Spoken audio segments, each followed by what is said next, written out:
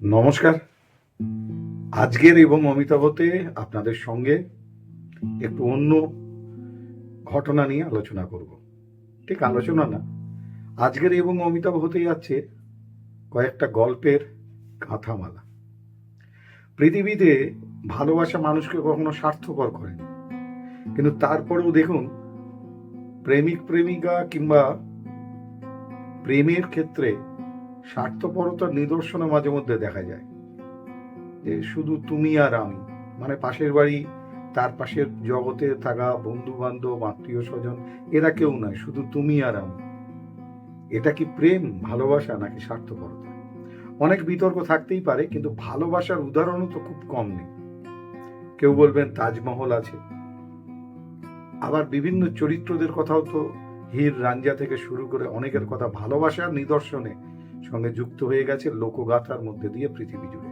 কিন্তু আজকে আপনাদেরকে বলবো এমন কিছু ভালোবাসার কথা, যে ভালোবাসাগুলো পৃথিবীতে বিরল, আমাদের স্তব্ধ করে দেয়, আমাদেরকে অনুপ্রাণিত করে, আমাদেরকে সত্যিকারের ভালোবাসাকে ভালোবাসতে শেখায়। আজকের গল্পে জড়িয়ে আছে একজন বাবার সন্তানের প্রতি ভালোবাসা, একজন স্ত্রীর স্বামীর প্রতি ভালোবাসা, এবং একজন মানবিক মানুষের তার কাজের দায়িত্বের প্রতি ভালোবাসা, মানুষের প্রতি ভালোবাসা। চলুন আজকে প্রথম গল্পটা, যখন হালকা শীতের শহরে একটু একটু করে আমরা সেই শীতল অনুভূতি পাচ্ছি, তখন যেখানে এখন হাড় কাঁপানো ঠান্ডা, প্রথম গল্পটার জায়গা কিন্তু সেই আমেরিকা, এবং আমেরিকার একটি আদালতের কক্ষ। সেই কক্ষে বিচারক এসে উপস্থিত হয়েছেন, আর একে একে অনেক মানুষ ঢুকেছেন।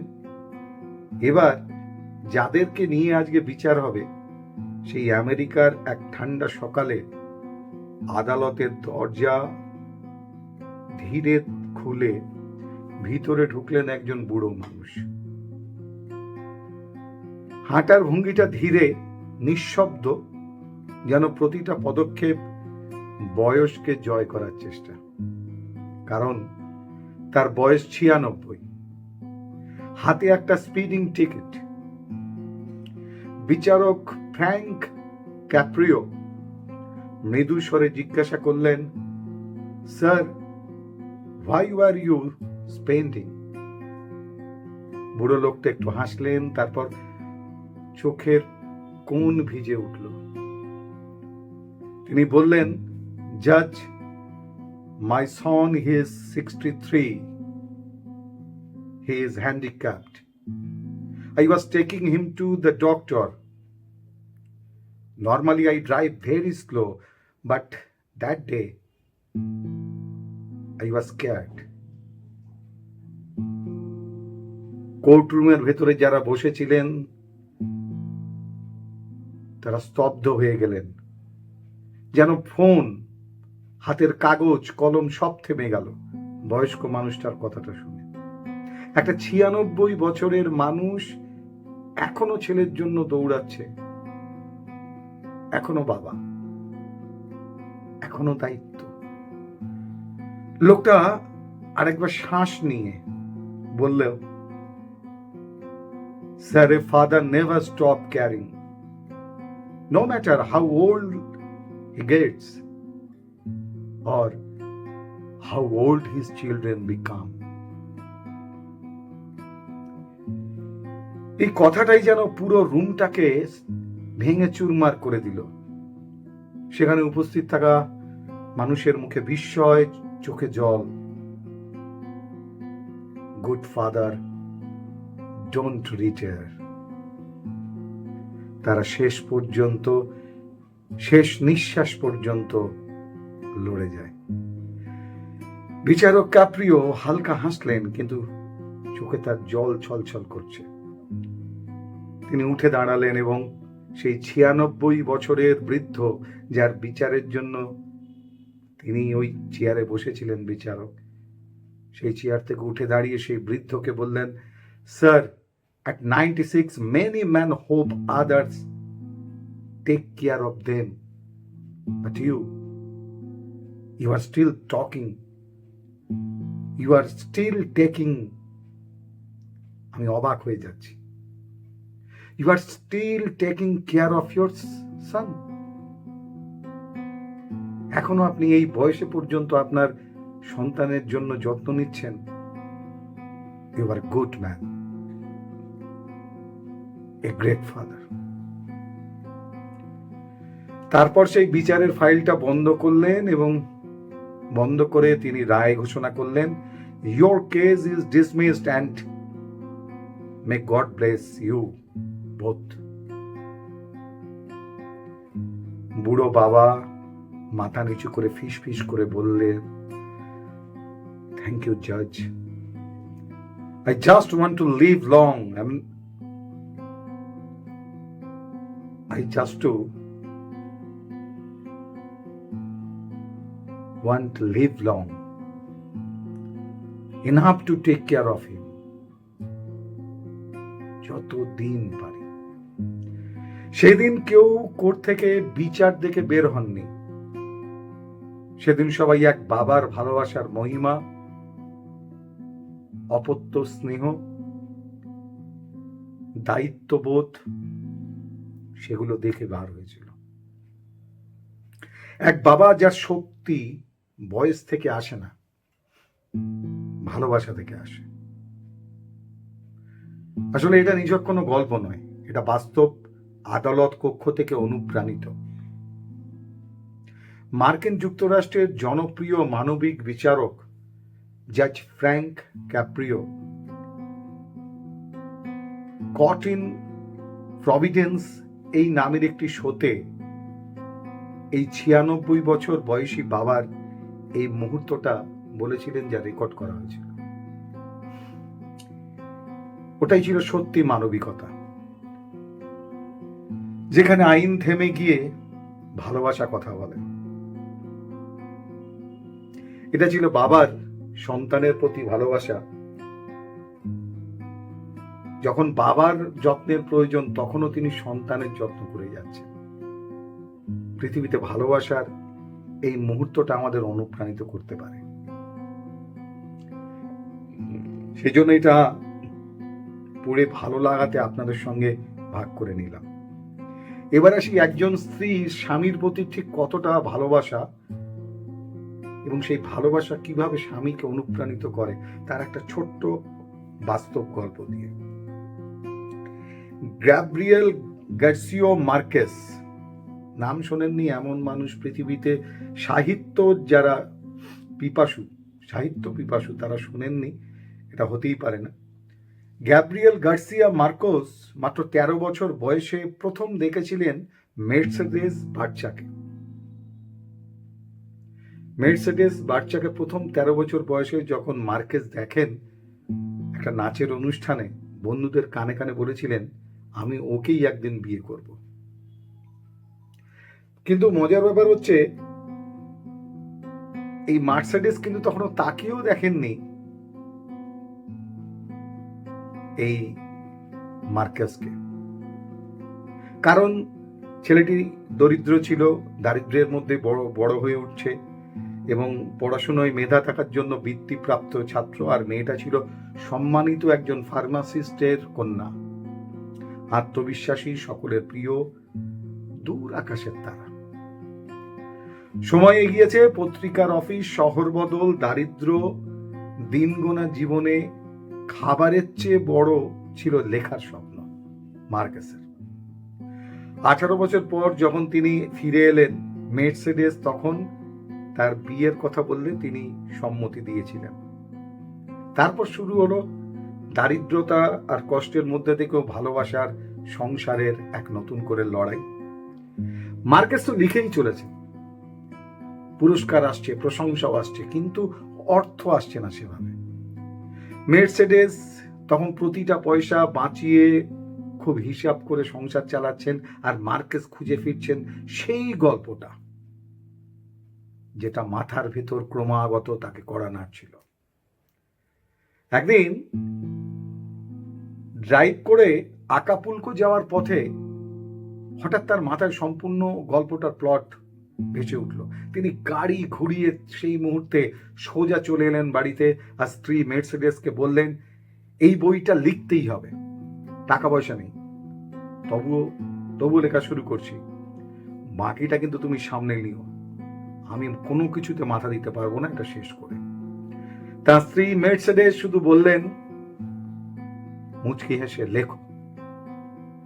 দীর্ঘ 18 দিন নয়, 18 সপ্তাহ নয়, দীর্ঘ 18 মাস ক্রমাগতভাবে তিনি লিখে চলেছেন।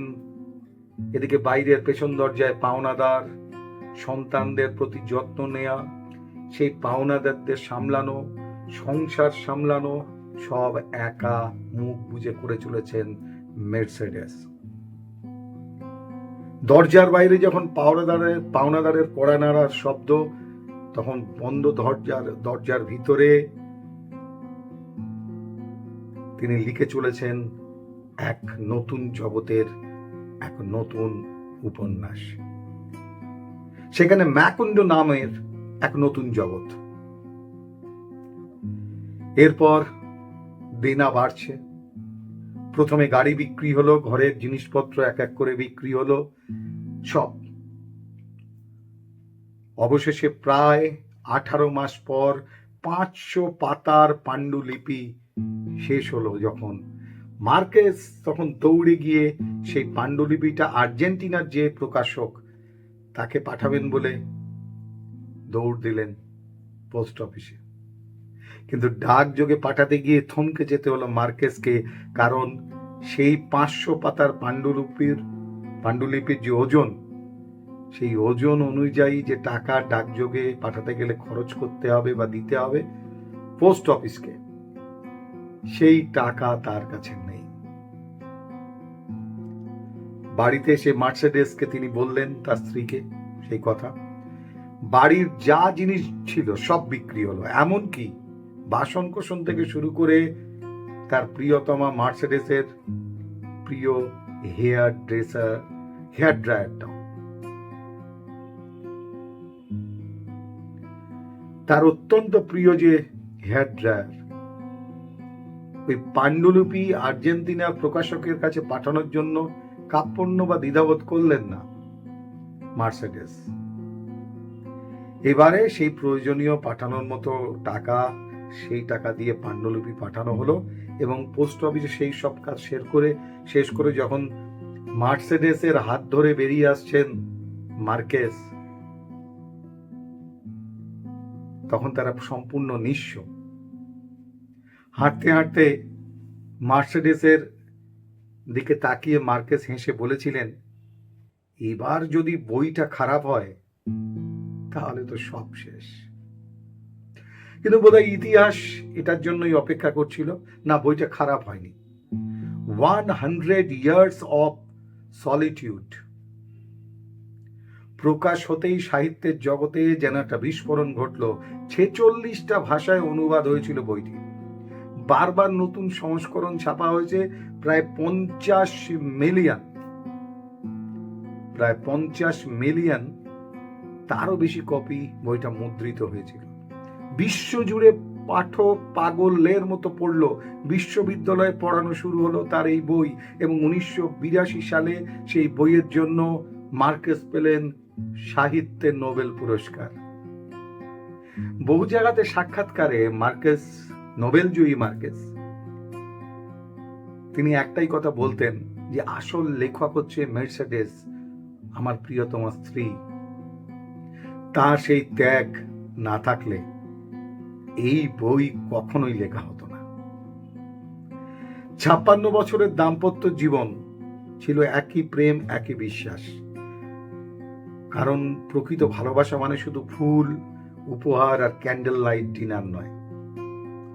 প্রকৃত ভালোবাসা মানে নিজের শেষ সম্বলটুকু আর শক্তি দিয়ে ভালোবাসার মানুষটার সাথে কাঁধে কাঁধ মিলিয়ে আর হাতে হাত ধরে চলা।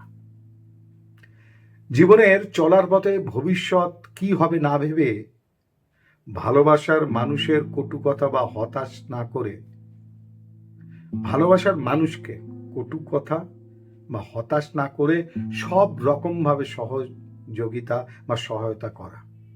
এবং বলা, এগিয়ে যাও, আমি আছি তোমার জন্য, তোমার সাথে। কিছু গল্প শুধু অনুপ্রাণিত করে না, আমাদের বারবার মনে করিয়ে দেয় ভালোবাসা আর বিশ্বাস থাকলে অসম্ভবকে সম্ভব করা যায়। সৈকত বিশ্বাসের সংকলন থেকে লেখাটি পেয়ে এত ভালো লাগলো যে মনে হলো আপনাদের সঙ্গে একটু ভাগ করে নিই। আজকে শেষ গল্পটা দায়িত্ব আর মানবিকতার প্রতি ভালোবাসা। ভালোবাসা মানে তো পেস মেকার নয়, নচিকেতা যে কথা বলেছেন যে এক হৃদয়ে নেবে আশ্রয়। ভালোবাসা মানে তুমি আমি ফুল পাখি চাঁদ নয়। ভালোবাসা হচ্ছে বৃহত্তর এবং বিস্তৃত মানুষের মধ্যে ভালোত্ব আর তাদের মধ্যে সেটাকে উজাড় করে দেয়া। ভালোবাসা অনেক বড় বিস্তার, তার ওটা পেসমেকার নয়।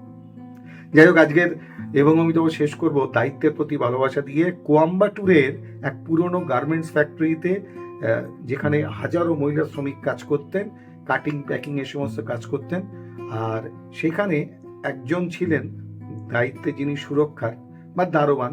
তিনি হচ্ছেন চিন্নাস্বামী। সবাই তাকে চিনত চিন্না আন্না নামে। নরম স্বভাব, কিন্তু আগুনের মতো সাহসী।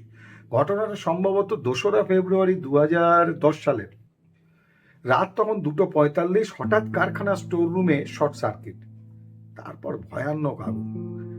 মাত্র 5 মিনিটে পুরো বিল্ডিং ধোঁয়ায় কালো হয়ে গেল। ভিতরে ঘুমোচ্ছিল 47 জন মহিলা শ্রমিক। দরজাগুলো ভেজাল, মানে নকল সেফটি লকের কারণে ভেতর দিক দিয়ে বন্ধ থাকায় তখন আর খোলা যাচ্ছে না ওই মুহূর্তে। আগুন ছড়িয়ে পড়ছিল সাপের মতো। চিন্নাস্বামী প্রথম অ্যালার্ম বাজান, কিন্তু তারপর তিনি শুধু অ্যালার্ম বাজিয়ে থেমে দাঁড়িয়ে থাকলেন না। লোকেরা চিৎকার করছে যে চিন্না, ভেতরে ঢোকা যাচ্ছে না, ভেতর থেকে দরজা খুলছে না। ভেতরে মহিলাদের আর্ত চিৎকার আসছে। চিন্নাস্বামী দৌড় লাগালেন, মেটাল রড নিয়ে এসে একাই ভেঙে ফেললেন 3 দরজা। ধোঁয়ায় কিছুই দেখা যাচ্ছিল না, কিন্তু তাও তিনি ভেতরে ঢুকে একে একে মহিলাদের কাঁধে তুলে নিয়ে আসতে লাগলেন। প্রথমবারে গিয়ে তিনি 17 জনকে বাঁচালেন। তারপর আবার একটু কোন ক্রমে একটু নিজেকে সুস্থ করে নিয়ে ধোঁয়া আগুনের হলকার ভেতরে আবার প্রবেশ করলেন, বাঁচিয়ে আনলেন 15 জনকে, আর শেষে 12 জন। শেষ দিকে যখন চিন্নাস্বামী এক এক করে 12 জনকে বার করছেন, তখন তার মুখ পুরো কালো, চোখে জল আর মুখ দিয়ে রক্ত। তবুও তিনি থামেননি। ফায়ার ব্রিগেড এসে পৌঁছেছে। এমন সময় চিন্নাস্বামী কিন্তু আবারও ভেতরে ঢুকে গেলেন। সবাই তাকে থামাতে যাচ্ছিল, বারণ করছিল, কেউ জোর করে টানতে টানতে নিয়ে গেলেও তিনি বললেন, ওরে বাচ্চা মেয়েরা, শেষটুকু না দেখে আমি বের হতে পারবো না। এবার তিনি আর ফিরলেন না। আগুনে পুড়ে যাওয়ার ছাদ ভেঙে পড়ল ভেতরে। চিন্নাস্বামী তার মধ্যেই আটকা পড়ে গেলেন। 5 ঘন্টা পর দমকল তার দেহ বের করে। তার 2 হাত ছিল তখন প্রশস্ত, যেন কাউকে বাঁচাতে চাইছেন। 47 জনের মধ্যে 47 জনই বেঁচে ছিল। একজন মানুষ তার জীবন দিয়ে 47টা ঘরকে